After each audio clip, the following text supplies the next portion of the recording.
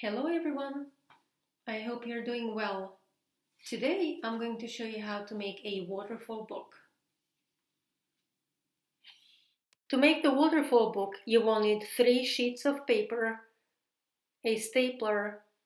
If you don't have a stapler, you can use a piece of string, a pair of scissors, and a pencil. Put the first sheet of paper on the table. Place the second one on top of the first one. Look at the edges.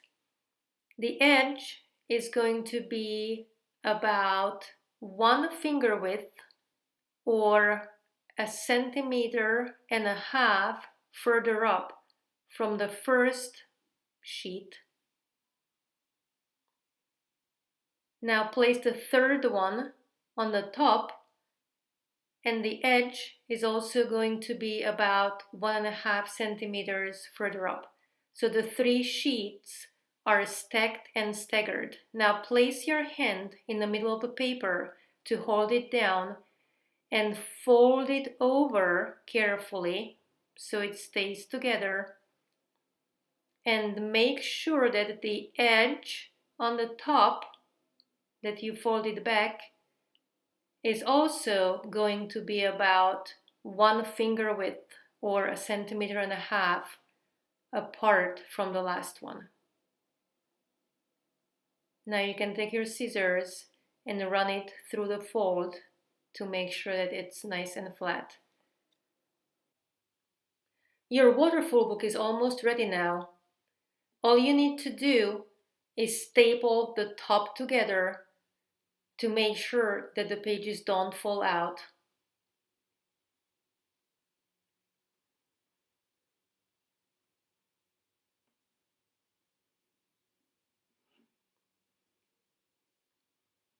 And it's all done.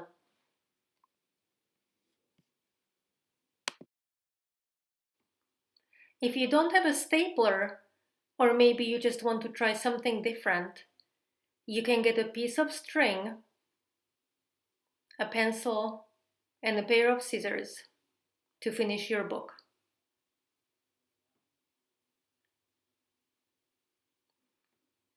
I'm going to put 2 marks on top of the book.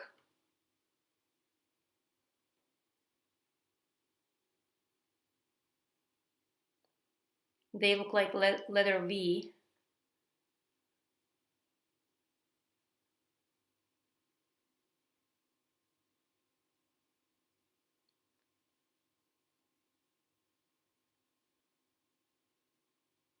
Then I'm carefully going to cut along the mark.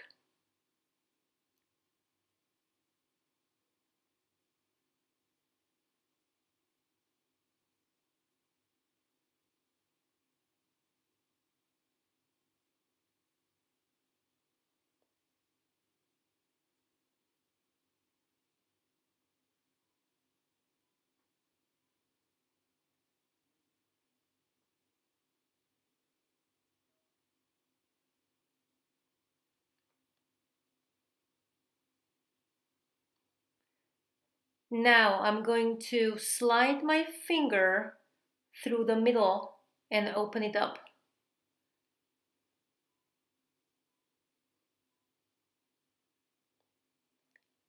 I'll get the string and thread it through one of the little holes. Get the other end of the string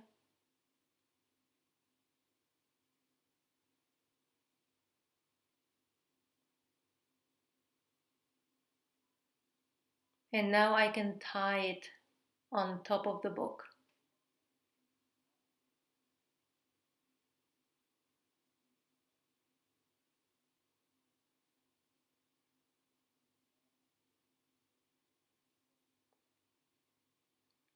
If the string is too long, you can make it shorter.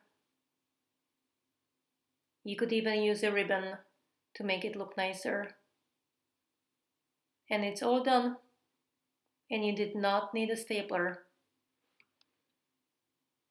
You have 1 cover page and 1, 2, 3, for 5 pages in your waterfall book. When you're done with your book, you can get very creative about the size of it. If you wanted, you could make 2 smaller ones out of the big one.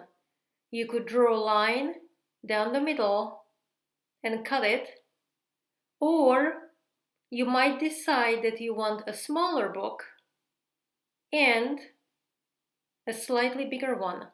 That's what I am going to do.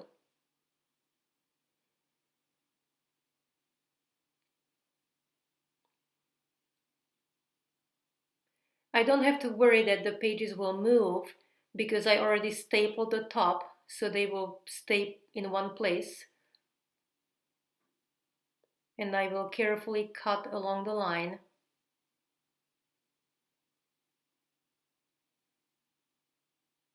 Ta-da! Now I have 2 books. I'm going to put one more staple on top of the bigger one.